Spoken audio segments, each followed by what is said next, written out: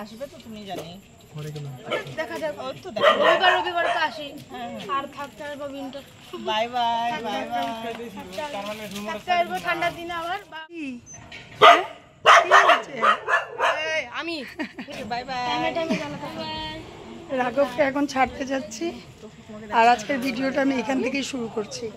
ওর বাবা এসে নিয়ে যাওয়ার কথা ছিল, তারপরে সাডেন ওর বাবা আসতে পারবে না, তাই আমরাই সবাই মিলে রাঘবকে ছেড়ে দিয়ে আসি। ওর মা তো চলেই গেছে পরশু দিন।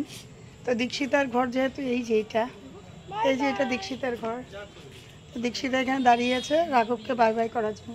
Bye bye bye bye bye bye cutie আবার রাঘবের মন কিন্তু খুব খারাপ, একদমই যাওয়ার ইচ্ছা ছিল না। ও মঙ্গলবারে যাবে ভেবেছিল, কিন্তু ও শোনা রে ভিতর তো একদম পেটে যায়। চল চলো। আজ দুদিন ধরে কোনো রকম ভিডিওই আমি শ্যুট করতে পারিনি, ভীষণ শরীর খারাপ ছিল। তো আমার শরীরে কী হয়েছিল সব কিছুই তোমাদেরকে বলবো। তো আজকে মানে না পারতেই আর কি ছেলেটার দিকে তাকিয়ে যে ও একা একা যেতে যাচ্ছে না, বলছে মাম তোমরা সবাই মিলে চলো না, আমাকে ছেড়ে দিয়ে আসবে। বাবা আসলে চলে যেত, যেহেতু বাবা আসে।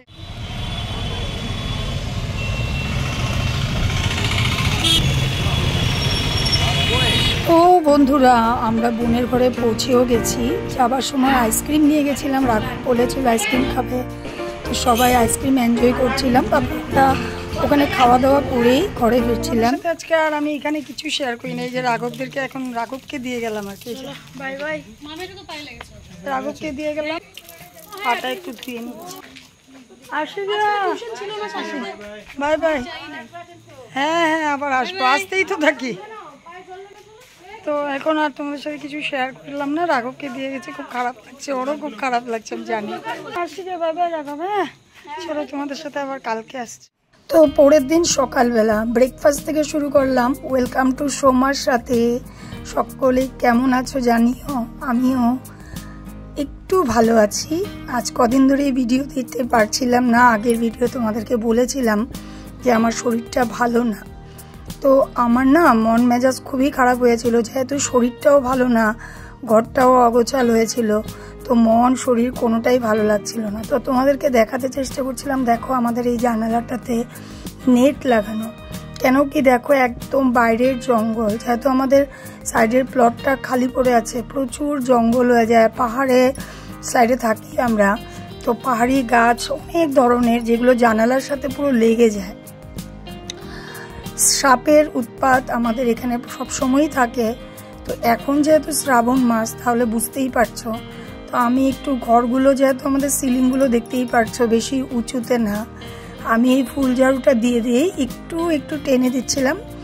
এই মানে সিলিংয়ে এত নোংরাটা হয়নি, কিন্তু আমার মনে হচ্ছিল একটু একটু করে যদি ঝেড়ে দেওয়া যায় সমস্ত কিছুই, আজকে একদম মানে নিচের থেকে উপর অব্দি ঘরের সমস্ত কিছু পরিষ্কার হয়ে যাবে, মনটা তখন অটোমেটিক্যালি ভালো লাগবে। সেটা ভেবেই আমি একটু কোনা কাচাগুলো একটু পরিষ্কার করে নিচ্ছিলাম একা একাই। তোমাদের দাদাভাই মানা করেছিল, তথাপি আমি মানে দাদাভাই কিন্তু আমাকে বলেছিল যে আমি করে দিব পরে, কিন্তু আমার সহ্য হচ্ছিল না, মানে আমার আজকেই লাগবে।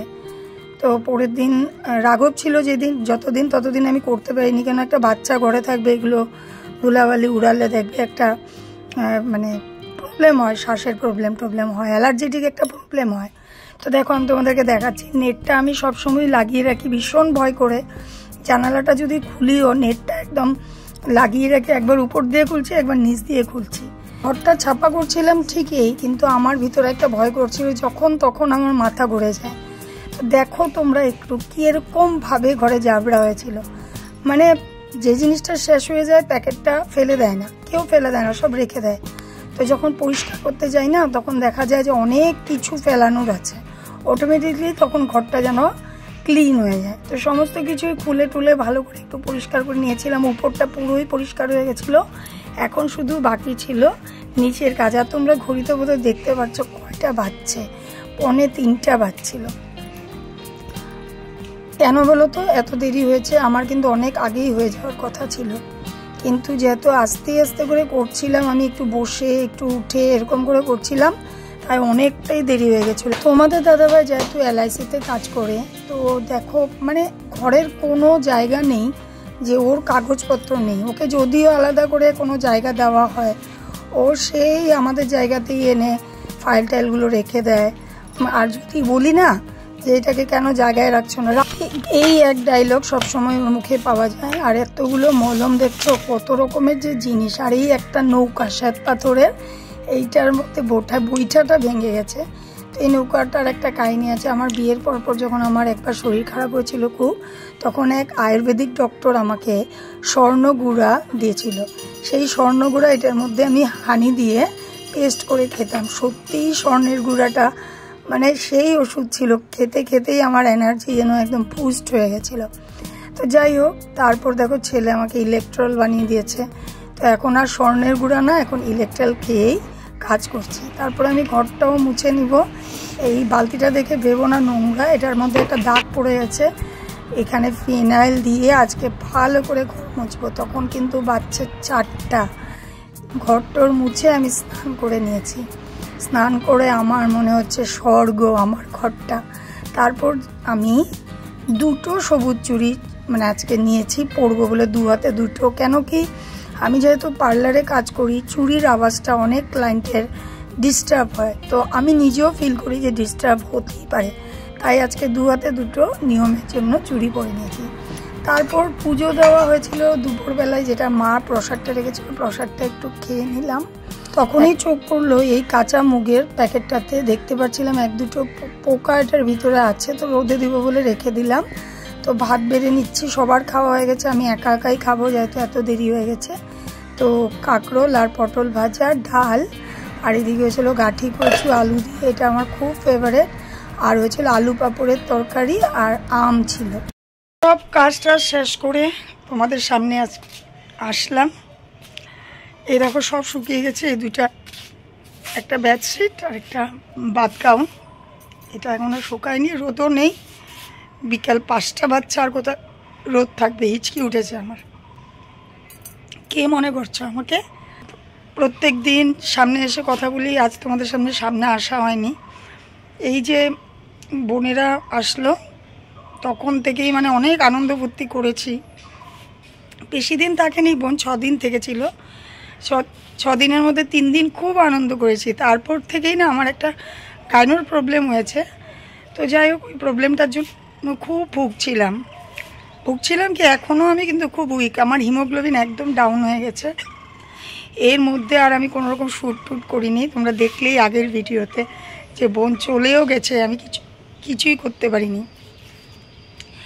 এখন তোমরা ভাবছো জল খাচ্ছে না কেন, এখন আবার জল খেতে হলে ঘরে যেতে হবে। তো যাই হোক, তারপরে রাঘবকে গতকাল দিয়ে আসলাম। তোমাদের সাথে এমন কিছু শেয়ার করিনি। আর না, আমার একটা হ্যাবিট আছে, প্রতি মাসে একবার আমি একদম উপর থেকে নিচ অবধি ঘরের পরিষ্কার করি। প্রতিদিনই করা হয়, কিন্তু মাসের যেটা হয় সেটা হয়নি। এইবার আমার কিন্তু মোটামুটি 1.5 মাস থেকেও বেশি হয়ে গেছে ওইভাবে ঘরটা ঝাড়া হয়নি। তাই না, মানে আরও মনটা খুব খারাপ লাগছিল। ঘরটা নোংরা হয়ে থাকলে না শরীরটার সাথে সাথে মনটাও খারাপ হয়ে যায়। মনটা খারাপ হলে কিন্তু সাংঘাতিক খারাপ হয়, তাই কিনা বলবে? আমার আর কিছুই ভালো লাগছিল না। তারপরে আজকে যখন সব কিছু করেছি, একটা এনার্জি পেয়েছি। ছেলে আমাকে দেখলেই তোমরা, ছেলে আমাকে ইলেকট্রলগুলো দিয়েছে, ওই খেয়ে খেয়ে পুরো এনার্জি এনে সব কাজ করে নিয়েছি। এখন একদম পরিষ্কার করে মনটা যেন খুব ভালো লাগছে। ডক্টর কিন্তু এখনও দেখায়নি, কেন কি আমার ডক্টর অলরেডি একবার দেখানো হয়েছিল যেই প্রবলেমটা হয়েছে তার জন্য। তো ডক্টর আমাকে যে মেডিসিনটা দিয়েছিল, মেডিসিনটা নিচ্ছি। আর প্লাস আমি ভেবেছি আজকে কালকের দিকে যাব।